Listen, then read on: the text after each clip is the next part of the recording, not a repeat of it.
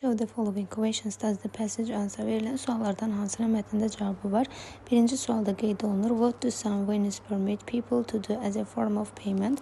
Yəni, bəzi qeyd olunur ki, kafelər insanlara ödəniş forması kimi nə etməyi belə deyək, təklif edirlər, yəni nə edirlər?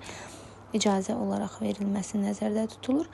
Və burada 4-cü paragrafda biz bu haqda məlumat görürük ki, həmin bu kafelər ödəniş sistemini fleksif edirlər. Adətən yəni onlar pay as you feel model, yəni öz istədiyin kimi ödə modelinə əsaslanırlar. Where customers decide how much to pay after their meal, yəni yeməkdən sonra nə qədər ödəniş etməyi müştərilər qərar verirlər. Və verilən məlumata əsasən biz birinci sualın cavabı var deyə götürürük. İkinci sualda what is the average cost of a meal in food waste cafes compared to normal restaurants? Normal yəni restoranlarla müqayisədə qidanın tullantıya çevrilən yəni kafelerin yemək qiyməti orta olaraq nə qədərdir? Yeməyin qiyməti təqdim olunmadığı üçün ikinci sualın cavabı yoxdur. What is the exact number of food waste cafes operating worldwide today?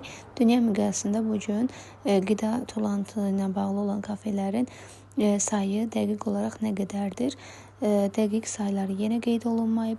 How does the pay as you feel system help make food waste cafes accessible to different people?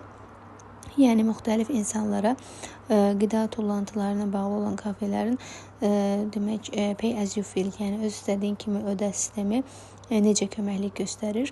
4-cü cümlənin mətnə görə cavabı var. Çünki yəni bu sistem əslində insanları məsuliyyət olmağa həvəsləndirir. Həmçinin insanlar üçün restoranlara əl çatan etmiş olur. Müxtəlif gəlirli olan insanlar nəzərdə tutulur və hətta burada könüllü şəkildə mətbəxdə ödəniş əvəzinə hər hansısa bir iş icra etməsi də təklif oluna bilər. Yəni bu yolda artıq onlar tullantı halına çevrilmiş qidanı azaldırlar, hətta yerli cəmiyyətə də dəstək olmuş olurlar. Və 4-cü paragrafdakı verilən məlumatdan biz 4-cü sualın cavabını əldə etmiş olacağıq. 5-ci sualda how do food waste cafes handle meals that remain unsold in their own cafes yazır burada. Yəni öz şəxsi kafelərində satılmayan, yəni satılmamış olaraq qalan yeməkləri tullantı halına çevrilmiş qida ilə bağlı kafelər necə dəstək olurlar? Burada necə dəstək olmasına bağlı məlumat qeyd olmadığı üçün 5-ci sualın cavabı yoxdur. Düzgün cavab 1 və 4 götürülür.